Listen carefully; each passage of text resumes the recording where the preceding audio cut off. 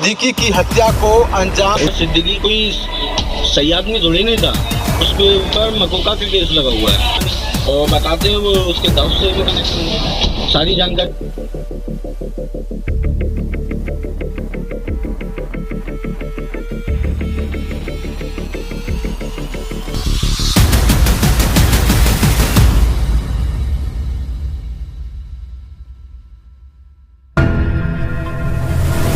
13 सितंबर 1958 को बिहार के गोपालगंज में एक लड़के का जन्म हुआ जिसका नाम था जियाउद्दीन सिद्दीकी। आगे जाके जिसको दुनिया बाबा सिद्दीकी के नाम से पहचानने वाला।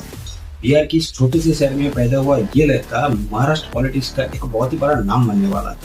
जब बाबा सिद्दीकी की उम्र लगभग 5 साल था तब उसके पिताजी उसके पूरे परिवार को लेकर बिहार से मुंबई आता है। बाबा सिद्दीकी को बचपन से ही और पॉलिटिक्स में बहुत रुचि था और इंटरेस्ट था, तो इसके चलते उन्होंने क्या किया, उन्होंने टीन एज में ही 1977 को इंडियन नेशनल कांग्रेस ज्वाइन कर लिया और इसके बाद बैक टू बैक उसने बहुत सारे स्टूडेंट मूवमेंट में पार्टिसिपेट भी किए थे as a member of National Student Union of India. तो इसके बाद साल आता है 1980 जब बाबा सिद्दीकी को बांद्रा यूथ कांग्रेस का जनरल सेक्रेटरी बना दिया जाता है और इसकी कड़ी मेहनत को देखते हुए और इसकी जुनून को देखते हुए इसके 2 साल बाद उसको बांद्रा यूथ कांग्रेस का प्रेसिडेंट चुन लिया जाता है। साल 1988 को बाबा सिद्दीकी को मुंबई यूथ कांग्रेस का प्रेसिडेंट बना दिया जाता है और इसके बाद साल आता है 1992 जब पहली बार बाबा सिद्दीकी मुंबई म्यूनिसिपल कॉर्पोरेशन का म्यूनिसिपल काउंसिलर इलेक्ट होता है और इसके 5 साल बाद उसको और एक बार फिर से री इलेक्ट किया।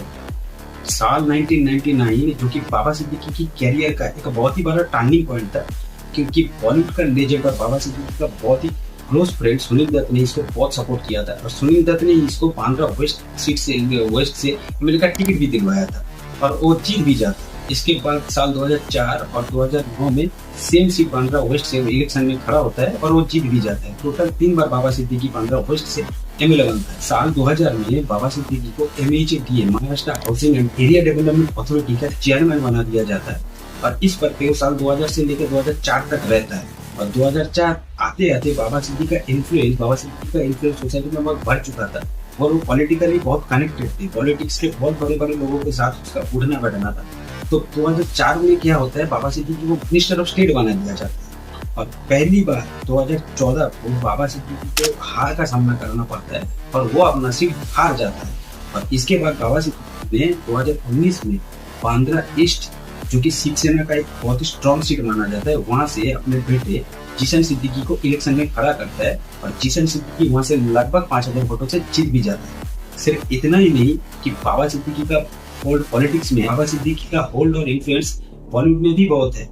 बाबा सिद्दीकी हमेशा बॉलीवुड स्टार को पब्लिकली सपोर्ट किया है। बॉलीवुड स्टार अगर कोई प्रॉब्लम में हो तो बाबा सिद्दीकी वहां पर पहुंचता है, उन लोगों के पीछे खड़ा रहता है। जैसे कि सलमान खान की हिट एंड रन केस में बाबा सिद्दीकी ने पब्लिकली सलमान खान को बहुत सपोर्ट किया था और जब तक सलमान खान को बेल नहीं मिला बाबा सिद्दीकी खुद कोर्ट में प्रेजेंट रहे। कल आप कोर्ट में थे, नहीं, हम आज भी कोर्ट में थे। राहत तो जाहिर बात है कि किसी का दोस्त, किसी का भाई, ये जो इतने फैन लोग हैं उन सबके लिए राहत की बात है।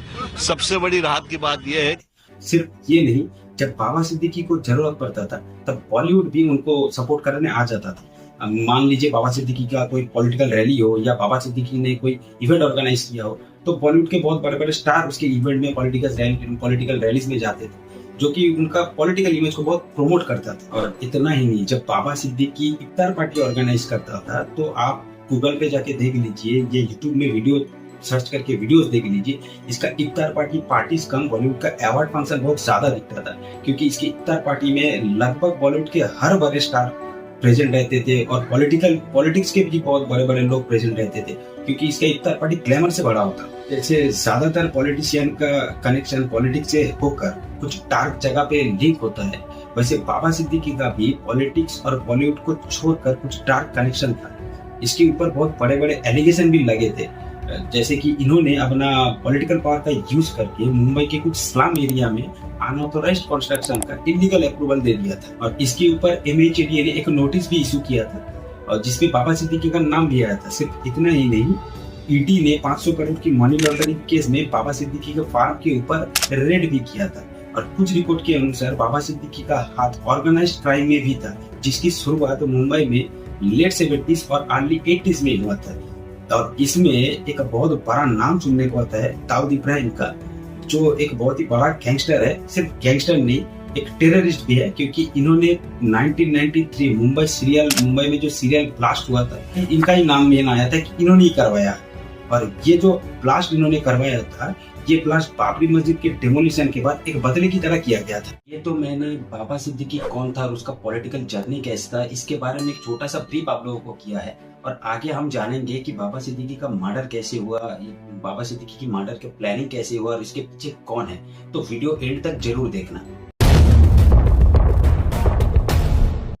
12 अक्टूबर की रात को जब पूरे देश में खुशी का माहौल था, जब पूरा देश दशहरा मना रहा था, दशहरा जिस दिन रावण को जलाया जाता है, उसी दिन तीन लोगों ने, जब बाबा सिद्दीकी अपने बेटे के ऑफिस से बाहर आ रहा था, तो 3 लोगों ने उनके ऊपर गोली चला।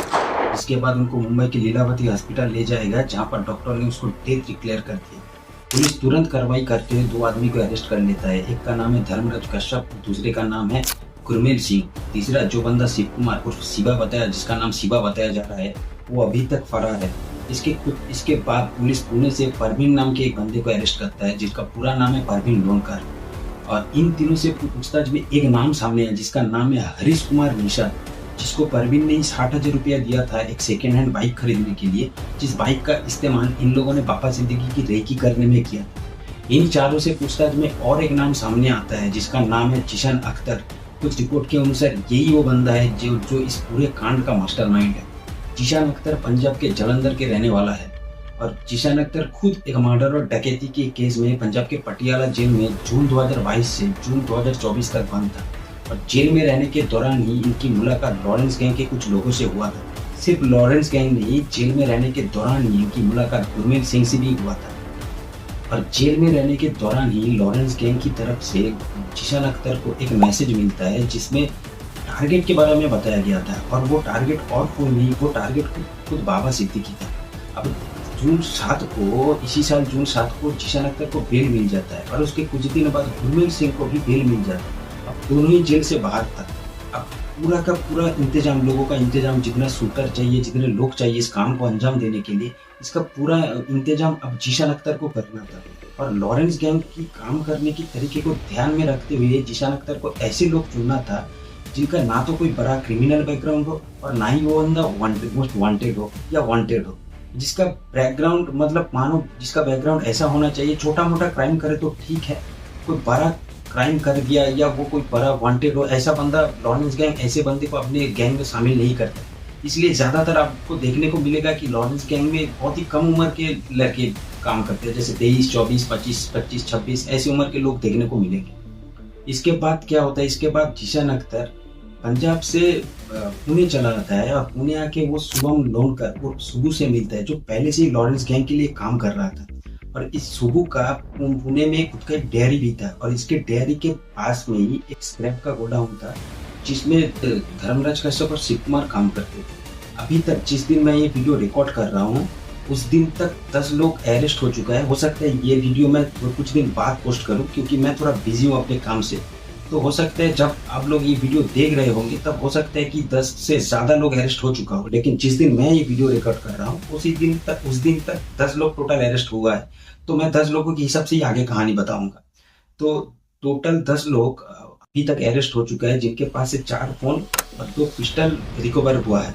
पुलिस को अपने सोर्स से ये भी पता चला है कि धर्मराज कश्यप और गुरमेल सिंह लगातार लॉरेंस बिश्नोई के छोटे भाई अनमोल बिश्नोई के साथ टच में थे और ये लोग स्नैपचैट के जरिए बात करते थे। इन 10 में से एक आदमी है भगवंत सिंह, जिन्होंने शूटरों के लिए एकोमोडेशन का अरेंजमेंट किया था और इन्होंने आर्म्स का भी सप्लाई किया था, जो आर्म्स ये राजस्थान से लेकर आया था। आप लोगों को शायद जान के हैरानी होगी कि इन लोगों ने जितने भी शूटर इस काम में शामिल थे, इन लोगों ने यूट्यूब देख के गन चलाना सीखा। सोचिए यूट्यूब देख के लोग क्या क्या सीखते हैं, इन लोगों ने गन भी चलाना सीख लिया यूट्यूब देख के। आप लोग शायद ये सोच रहे होंगे कि इन लोगों ने एक ही बार में इस काम को अंजाम कैसे दे दिया। तो आप लोग अगर ऐसा सोच रहे हो तो आप लोग गलत सोच रहे हो, क्योंकि बाबा सिद्दीकी कोई आम आदमी तो है नहीं। मुंबई के एक मशहूर पॉलिटिशियन है, वो मेरी और आप लोगों की तरह तो कोई आम आदमी है नहीं। इन लोगों ने इससे पहले भी 10 बार ट्राई कर चुका है। तो बाबा सिद्दीकी एक मशहूर पॉलिटिशियन है, तो जाहिर सी बात है ज्यादातर टाइम वो अपने समर्थकों के बीच में होता था और जब इन लोगों को मौका मिला तो अब तक इन लोगों को खुली जगह नहीं मिल पाया कि इस काम को करने के बाद ये लोग भाग सके। तो इसके बाद क्या किया, इन लोगों ने बाबा सिद्दीकी की रेकी करना शुरू कर दी। और रेकी के बाद इन लोगों को बाबा सिद्दीकी के बेटे के ऑफिस के बाहर का पता चला, जहाँ पर लोग कम रहता है और वहाँ पर बहुत खुली जगह भी है, क्योंकि उन लोगों को इस काम को अंजाम करने के बाद खुली जगह चाहिए था भागने के लिए। बिश्नोई गैंग के एक मेंबर ने एक सोशल मीडिया पोस्ट किया था जिसमें दावा किया गया कि इस हत्या का जिम्मेदारी बिश्नोई गैंग ने ली है और बाबा सिद्दीकी की सलमान खान के इतने क्लोज होने के कारण बाबा सिद्दीकी को मारा गया है। और उन्होंने ये भी एलिस्ट किया है कि बाबा सिद्दीकी का नाम महाराष्ट्र ऑर्गेनाइज्ड क्राइम में दाऊ विक्रम के साथ भी आया था। और सिर्फ इतना ही नहीं, यूपी के बदायूं के रहने वाला योगेश कुमार, जिसके दिल्ली की स्पेशल सेल और मथुरा पुलिस की जॉइंट ऑपरेशन में एक एनकाउंटर के बाद अरेस्ट किया गया, उन्होंने ये भी अरेस्ट किया है कि बाबा सिद्दीकी कोई अच्छा आदमी थोड़ी था, उसके ऊपर तो मकोका के चार्जेस लगा है। आप लोग ये वीडियो देखिए। वो कोई बाबा सिद्दीकी कोई सही आदमी थोड़ी नहीं था, उसके ऊपर मकोका का केस लगा हुआ है। अब आम आदमी पे तो मकोका का केस लगेगा नहीं। और बताते हैं वो उसके दाऊद से भी कनेक्शन थे। अगला निशाना तो देखो, हम तो जा रहे हैं जेल, अब पता नहीं कौन क्या कर रहा है। 10 लोगों को अरेस्ट होने के बाद सिर्फ 2 लोगों का पुराना तार लॉरेंस गैंग के साथ है। एक तो शुभम लोनकर और एक है जीशन अख्तर, और बाकी लोगों का लॉरेंस गैंग के साथ कोई डायरेक्ट लिंक है नहीं। और पुलिस के मुताबिक इस मर्डर के पीछे लॉरेंस बिश्नोई का छोटा भाई अनमोल बिश्नोई का हाथ है, लेकिन मोटिव अभी तक क्लियर नहीं हुआ है। और ऊपर से जिस सोशल मीडिया पोस्ट को लेकर ये दावा किया गया था कि इस हत्या का जिम्मेदारी लॉरेंस गैंग ने ली है, इस पोस्ट को भी तुरंत डिलीट भी कर दिया गया। और सोचने वाली बात तो ये है कि इससे पहले जितना भी पोस्ट लॉरेंस गैंग की तरफ से हुआ है, या तो वो रोहित कदोरा ने किया है और या फिर वो लॉरेंस बिश्नोई का छोटा भाई अनमोल बिश्नोई ने किया है, कोई और बंदा तो कभी किया ही नहीं। ये भी हो सकता है कि खुद लॉरेंस बिश्नोई ना चाहता हो कि उसके ऊपर हर एक केस रजिस्टर हो जाए, इसी वजह से इस पोस्ट को डिलीट भी किया जा सकता है। और हो सकता है शायद लॉरेंस बिश्नोई को पता भी ना हो तो एक्चुअल में क्या है, किसने किया, क्यों किया, इसके पीछे का मोटिव क्या है, ये तो हमें आगे जाके पता चलेगा। और जब हमें पता चलेगा कि इसके पीछे का एक्चुअल मोटिव क्या था और इसके पीछे एक्चुअल में असली हाथ कौन किसका था, इसके ऊपर मैं एक अलग से केस स्टडी वीडियो बनाऊंगा। लेकिन अभी तक के लिए जितना अपडेट मुझे मिला ये मैंने आप लोगों को बताया। और आप लोगों को क्या लगता है इस मर्डर के पीछे का कारण क्या है, किसने किया है, तो आप लोग कमेंट में जरूर बताइएगा। और वीडियो अगर अच्छा लग रहा है अपने दोस्तों के साथ शेयर जरूर करना, और मैं हाथ जोड़ के कहूंगा कि चैनल को सब्सक्राइब जरूर करना। जय हिंद, वंदे मातरम, भारत माता की जय।